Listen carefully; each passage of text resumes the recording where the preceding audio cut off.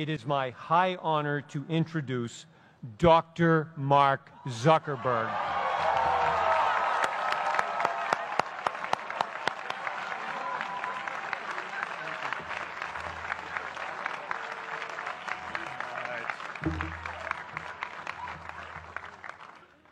Today, I want to talk about purpose. But I'm not here to give you the standard commencement about finding your purpose. We're millennials. We try to do that instinctively. Instead, I'm here to tell you that finding your purpose isn't enough. The challenge for our generation is to create a world where everyone has a sense of purpose. One of my favorite stories is when JFK went to go visit the NASA Space Center, and he saw a janitor holding a broom, and he asked him what he was doing, and the janitor replied, "Mr. President, I'm helping put a man on the moon." Purpose is that feeling that you are a part of something bigger than yourself, that you are needed, and that you have something better ahead to work for. Purpose is what creates true happiness. And you are graduating at a time when this is especially important. When our parents graduated, that sense of purpose reliably came from your job, your church, your community. But today, technology and automation are eliminating many jobs. Membership in a lot of communities has been declining, and a lot of people are feeling disconnected and depressed and are trying to fill a void in their lives. As I've traveled around, I've sat with children in juvenile detention and opioid addicts who've told me that maybe their lives would have turned out differently if they just had something to do, an after-school program or somewhere to go. I've met factory workers who know their old jobs aren't coming back and are just trying to find their path ahead. For our society to keep moving forward, we have a generational challenge to not only create new jobs, but create a renewed sense of purpose. I remember that night I launched Facebook from that little dorm in Kirkland House. I went to Noakes with my friend KX, and I remember telling him clearly that I was excited to help connect the Harvard community, but one day someone would connect the whole world. The thing is, it never even occurred to me that that someone might be us. We were just college kids. We didn't know anything about that. There were all these great big technology companies with all these resources, and I just assumed one of them would do it. But this idea was so clear to us that all people want to connect. So we just kept working on it, day after day after day. And I know that a lot of you are going to have your own stories just like this. A change in the world that seems so clear that you are sure someone else is going to do it. But they're not. You will. But it's not enough to have that purpose yourself. You also have to create a sense of purpose for others. And I found that out the hard way. You see, my hope was never to build a company. I wanted to have an impact. And as all these people started joining us, I just assumed that that's what they wanted to do too. So I never took the time to explain what it was that I hoped we'd build. A couple years in, some big companies wanted to buy us. I didn't want to sell. I wanted to see if we could connect more people. And we were building the first version of Newsfeed at the time, and I thought, if we could just launch this, it could change how we all learn about the world. Nearly everyone else wanted to sell. Without a sense of higher purpose, this was their startup dream come true, and it tore our company apart. After one particularly tense argument, one of my close advisors told me if I didn't agree to sell the company right now, I would regret that decision for the rest of my life. Relationships were so frayed that within a year or so, every single person on our management team was gone. That was my hardest time leading Facebook. I believed in what we were doing, but I felt alone. And worse, it was my fault. I wondered if I was just wrong, an imposter, a 22-year-old kid who had no idea how things actually worked. Now, years later, I understand that that is how things work when there's no sense of higher purpose. So it's up to all of us to create it so we can all keep moving forward together. And today, I want to talk about 3 ways that we can create a world where everyone has a sense of purpose. By taking on big, meaningful projects together. By redefining equality so everyone has the freedom to pursue their purpose. And by building community all across the world. So first, let's take on big, meaningful projects.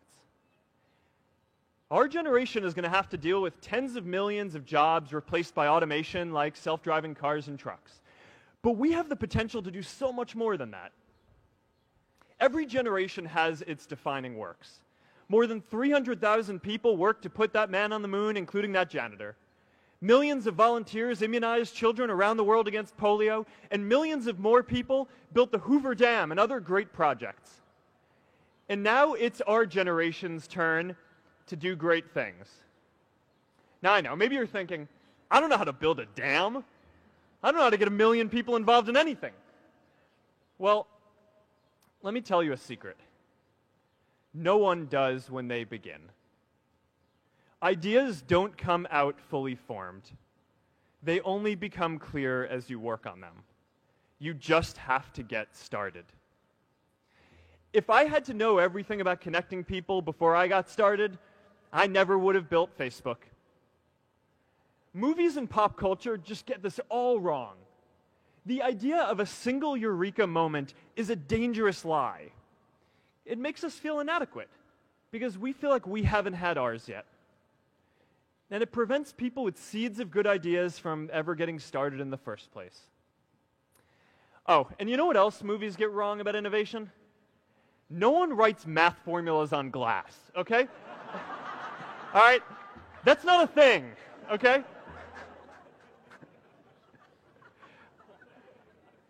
It's really good to be idealistic, but be prepared to be misunderstood. Anyone working on a big vision is going to get called crazy, even if you end up right. Anyone taking on a complex problem is going to get blamed for not fully understanding it, even though it's impossible to know everything up front. Anyone taking initiative will always get criticized for moving too fast because there's always someone who wants to slow you down. In our society, we often don't take on big things because we're so afraid of making mistakes that we ignore all the things wrong today if we do nothing. The reality is, anything we do today is going to have some issues in the future. But that can't stop us from getting started. So what are we waiting for? It is time for our generation-defining great works. How about stopping climate change before we destroy the planet and getting millions of people involved, manufacturing and installing solar panels? How about curing all diseases and getting people involved by asking volunteers to share their health data, track their health data, and share their genomes? You know, today, our society spends more than 50 times as much treating people who are sick as we invest in finding cures so people don't get sick in the first place. It makes no sense. We can fix this. How about modernizing democracy so everyone can vote online? And how about personalizing education so everyone can learn? These achievements are all within our reach. Let's do them all in a way that gives everyone in our society a role. Let's do big things, not just to create progress, but to create purpose.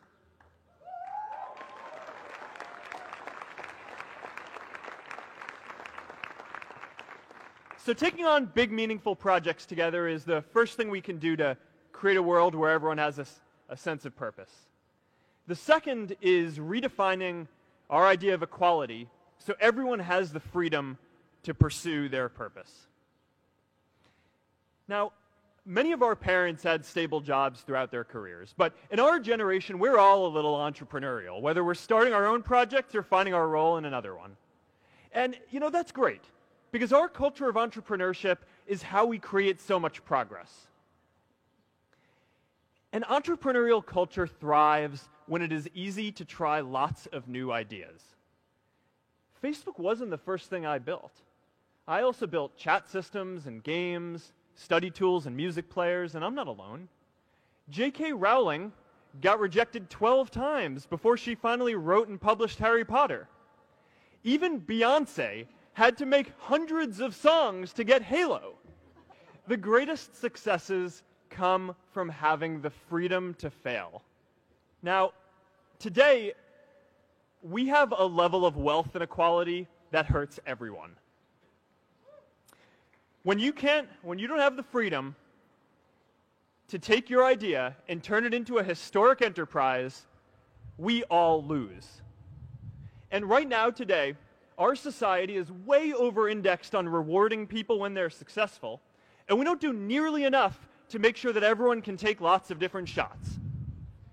Now, let's face it, there is something wrong with our system when I can leave here and make billions of dollars in 10 years, while millions of students can't even afford to pay off their loans, let alone start a business.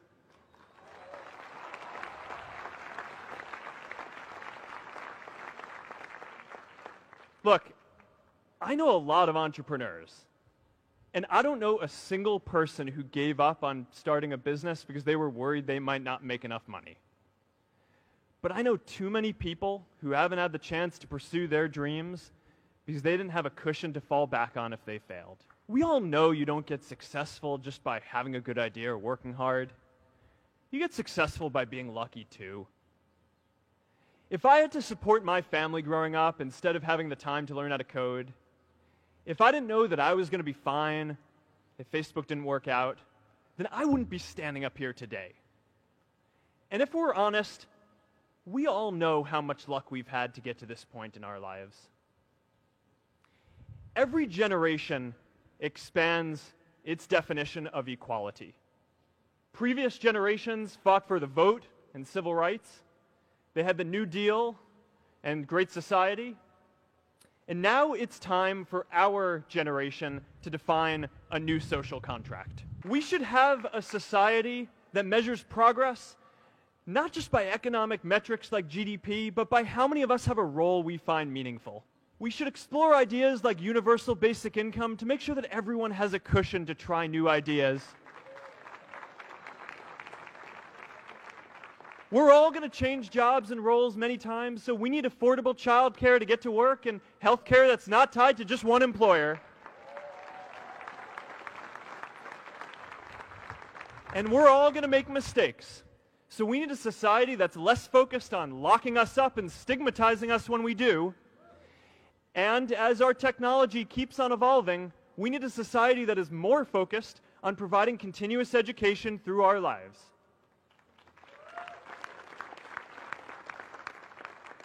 And yes, giving everyone the freedom to pursue purpose isn't going to be free. People like me should pay for it.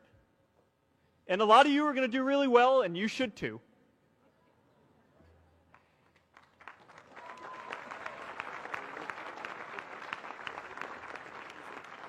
That is why Priscilla and I started the Chan Zuckerberg Initiative and committed our wealth to promoting equal opportunity.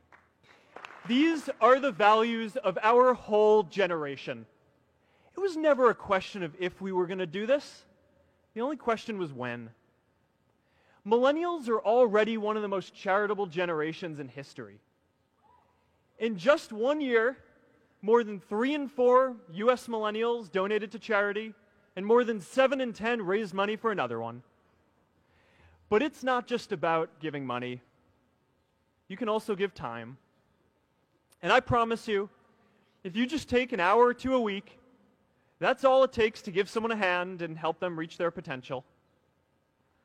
Now, maybe you're thinking, that's a lot of time. I'm not sure if I have that much time. I used to think that.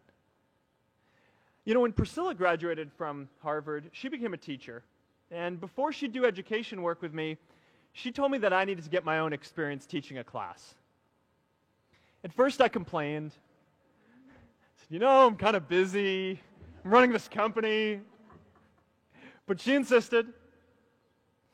So I taught an after-school program at the local Boys and Girls Club on entrepreneurship. I taught those kids lessons on product development and marketing, and they taught me what it was like growing up feeling targeted for your race, and what it's like having a family member in prison. I shared stories of my time in school, and they shared their hope that one day they would get to go to college too. For 5 years, I've had dinner with those students every month. One of them even threw Priscilla and me our first baby shower. And next year, they're going to college. Every one of them, first generation in their families. We can all make time to give someone a hand.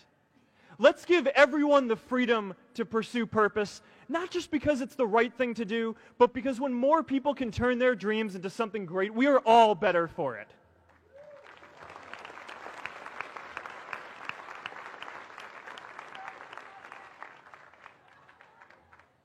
Purpose doesn't only come from work. The third way we can create a sense of purpose for everyone is by building community. And in our generation, when we say purpose for everyone, we mean everyone in the world. Now, quick show of hands. How many of you here are from another country? All right, now keep your hands up. How many of you are friends with one of these folks? Now we're talking. See, we have grown up connected. In a recent survey of millennials around the world, asking what most defines our identity, the most popular answer wasn't nationality, ethnicity, or religion. It was citizen of the world. That's a big deal. Every generation expands the circle of people we consider one of us. And in our generation, that now includes the whole world.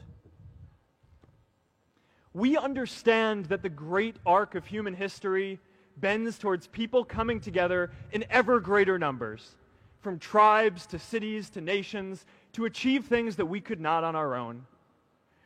We get that our greatest opportunities are now global. We can be the generation that ends poverty, that ends disease. And we get that our greatest challenges need global responses too. No country can fight climate change alone or prevent pandemics. Progress now requires coming together, not just as cities or nations, but also as a global community. But we live in an unstable time. There are people left behind by globalization across the whole world. And it's tough to care about people in other places when we don't first feel good about our lives here at home. There's pressure to turn inwards. This is the struggle of our time. The forces of freedom, openness, and global community against the forces of authoritarianism, isolationism, and nationalism. Forces for the flow of knowledge, trade, and immigration against those who would slow them down. This is not a battle of nations. It is a battle of ideas. There are people in every country for more global connection, and there are good people against it. And this isn't going to be decided at the UN either. It's going to happen at the local level when enough of us feel a sense of purpose and stability in our own lives that we can start to open up and care about everyone else too. And the best way to do that is to start building local communities right now.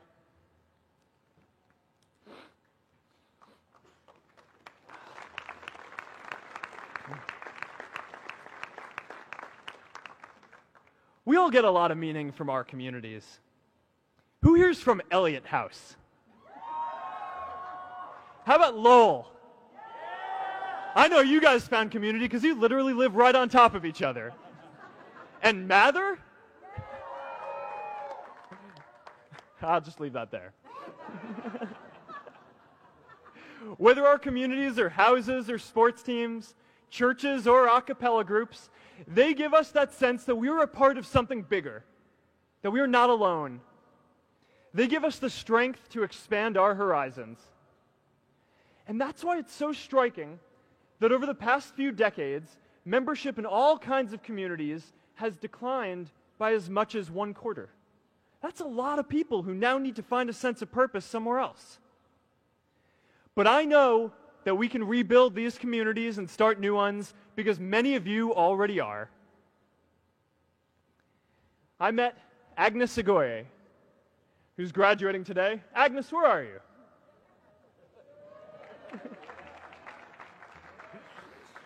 Agnes spent her childhood navigating conflict zones with human trafficking in Uganda, and now she's trained thousands of law enforcement officials to keep communities safe.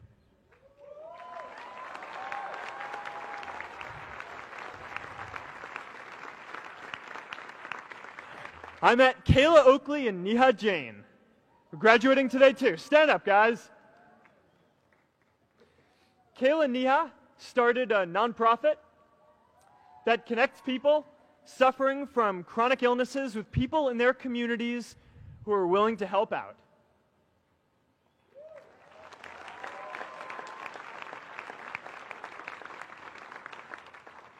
And I met David Razu Aznar, who's graduating from the Kennedy School today. David, stand up. David is a former city councilor who fought to make Mexico City the first Latin American city to pass marriage equality, even before San Francisco.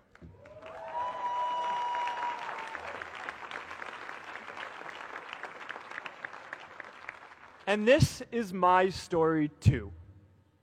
A student in a dorm, connecting one community at a time, and keeping at it until one day we can connect the whole world. Change starts local.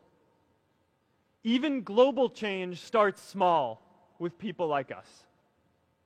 In our generation, the struggle of whether we connect more, whether we achieve our greatest opportunities, comes down to this: your ability to build communities and create a world where every single person has a sense of purpose.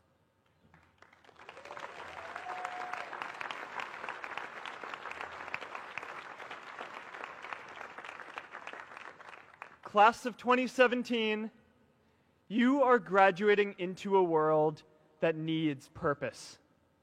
And it's up to you to create it. Now, maybe you're asking yourself, can I really do this? Well, remember when I told you about that class I taught at the Boys and Girls Club? One day after class, I was talking to my students about going to college, and one of my top students raised his hand and said that he wasn't sure he could go to college because he's undocumented. He wasn't sure if they'd take him. Last year, I took him out to breakfast for his birthday, and I wanted to get him a gift, so I asked him what he wanted, and he just started talking about struggles that he saw other students in his class facing, and finally said, you know, I'd really just like a book on social justice. I was blown away. Here is a young guy who has every reason to be cynical. He wasn't sure if the country he calls home, the only one he's known, was going to deny him his dream of going to college. But he wasn't feeling sorry for himself. He wasn't even thinking of himself. He has a greater sense of purpose, and he's going to bring people along with him. It says something about our situation today that I can't even say his name because I don't want to put him at risk. But if a high school senior who doesn't know what the future holds for him can do his part to move the world forward, then we owe it to the world to do our part too.